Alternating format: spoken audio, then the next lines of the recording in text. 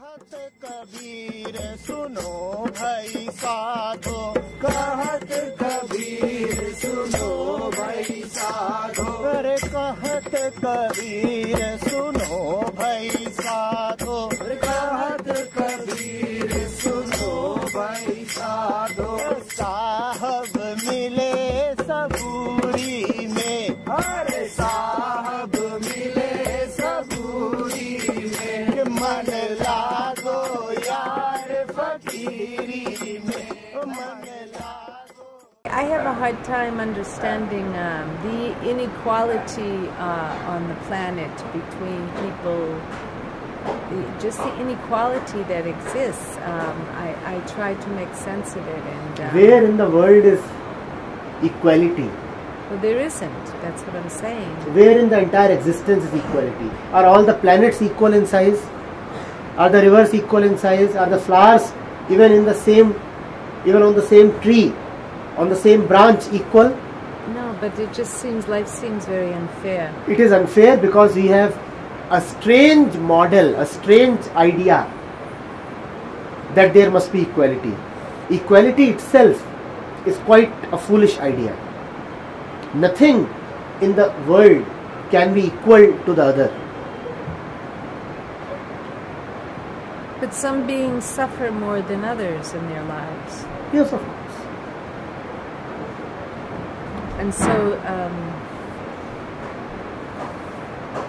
and they are born, like some people are born deformed or blind, or they come into this world, they are born into wars, or they're born into difficult situations, and others are born with silver spoons in their mouths.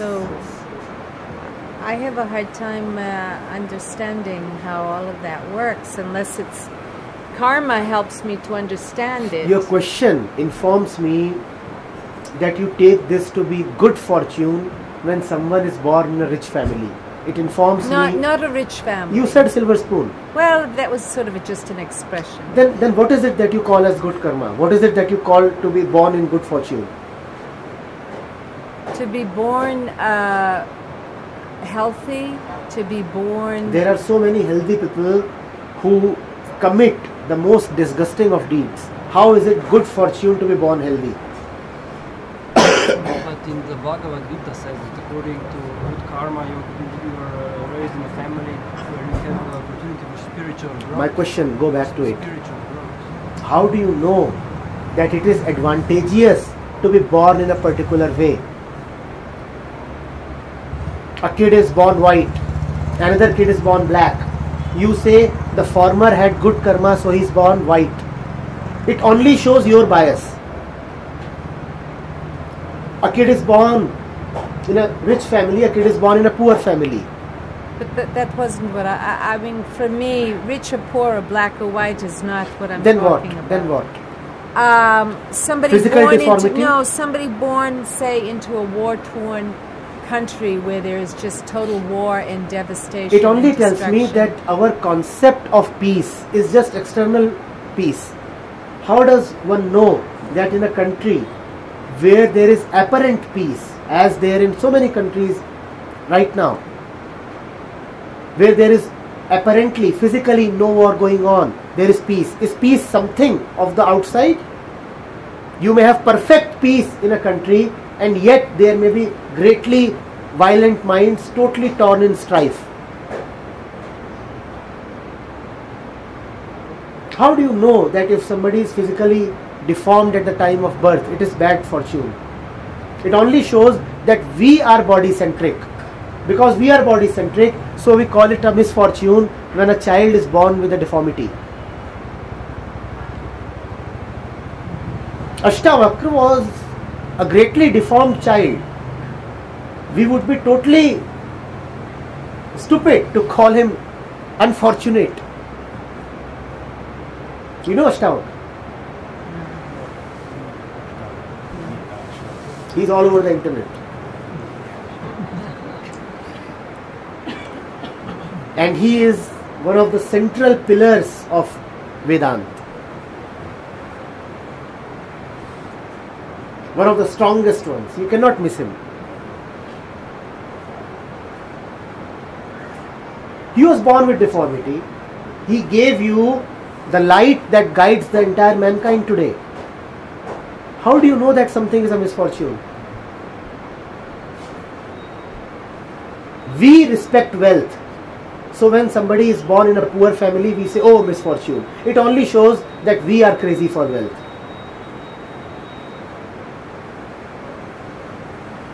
Otherwise, all is alright. There are flowers that are born in arid areas. There are flowers that are born in wetlands. There are fish of sweet water. There are fish of saline water.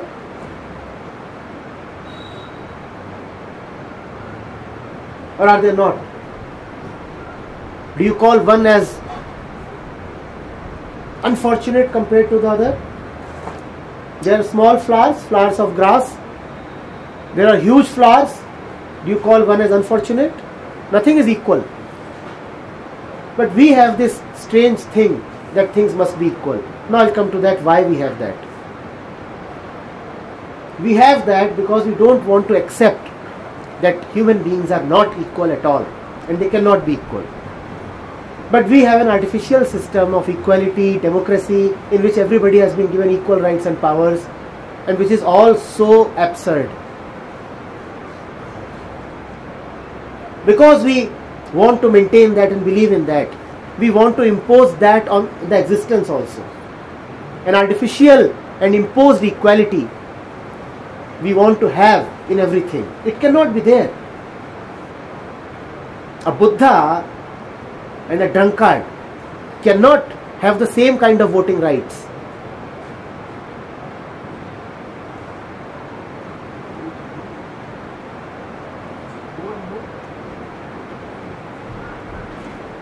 What about the spiritual development from one life to another? It says so in Bhagavad Gita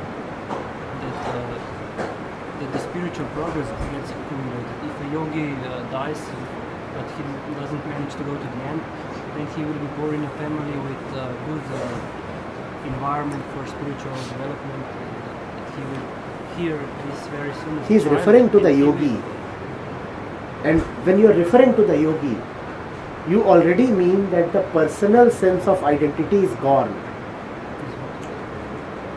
If a yogi is reborn, it means nobody is reborn. Yogi by definition means the one who has attained union,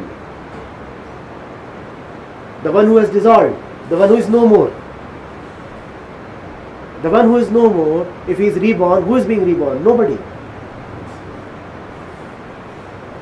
Kindly do not interpret those words to, we have used them to feel secure. We have used them to feel that, alright, if it's not happening right now, it will happen in some other birth. And we have also used them to feel afraid. If I do something wrong, maybe I'll suffer in the next birth. Please see that you are suffering right now. The justice of existence does not wait even a second to punish or reward. Punishment is instantaneous and so is the reward.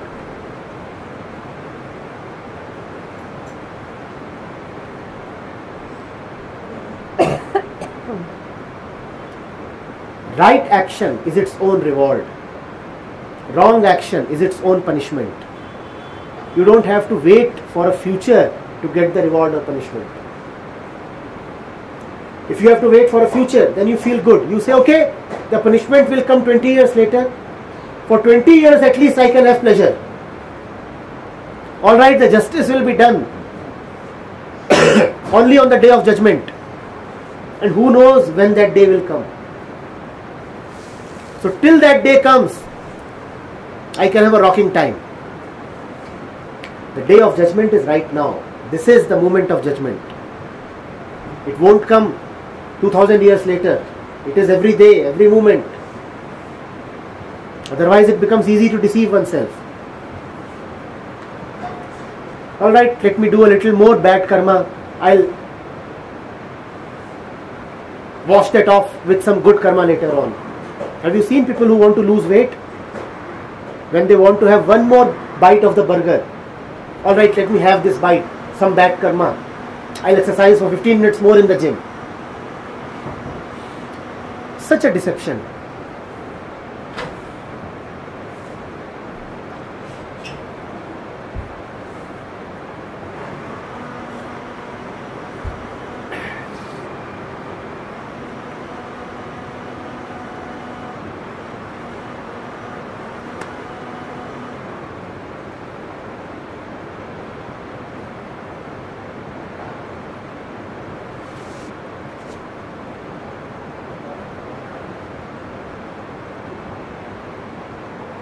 Be surrendered, be simple, be innocent, live in your ordinary nature. That's all. Forget all these things, karma, dogma. Forget all this. What if you knew none of these concepts?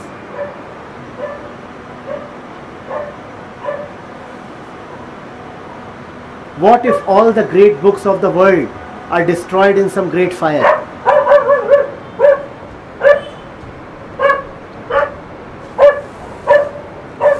Live simply, and that's all.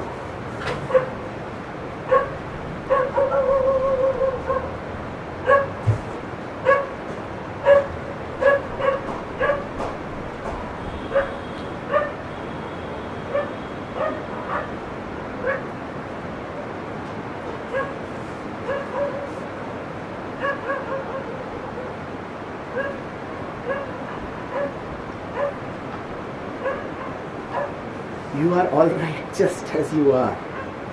You cannot improve yourself.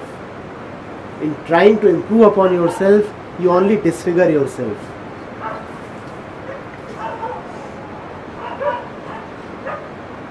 You are a perfectly tuned machine. Don't fiddle with it. The perfect one does not send imperfections. You're all right. Don't try to become something else. And if you have become something else, then return to what you are.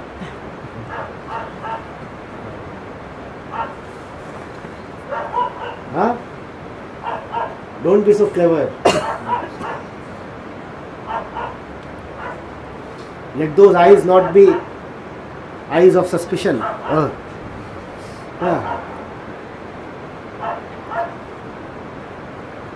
Allow yourself to be cheated a little. If the world wants to cheat you, allow yourself to be cheated. It's alright to be cheated a little. It's alright to be losing a few things than to be robbed of your innocence.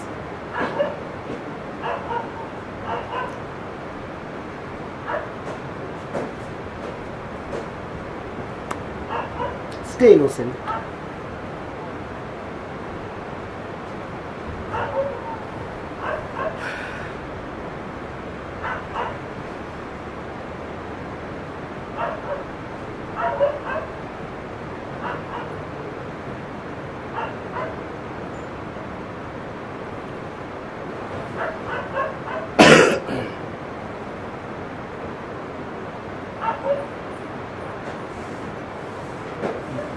In this case, curse and rules are not. Curse and rules are not to be taught. In this case, Kali Yuga, it is called Kali Yuga. You pick up the scriptures. Many of them are supposed to be written in other yugas, Satyuga, Treta, and even then they are talking of the same things. They are saying, oh, there are so few people who will understand what we are saying. How is this Kali Yuga any special?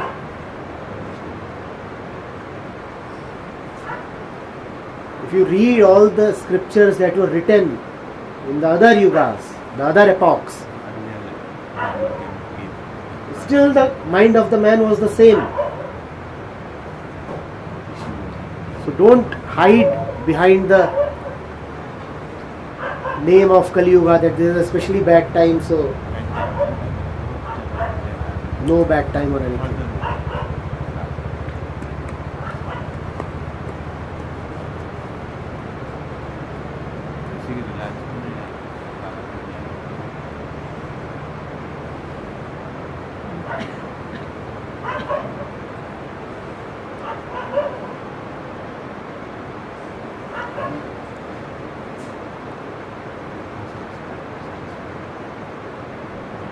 Don't sound too wise. Let yourself be a little stupid.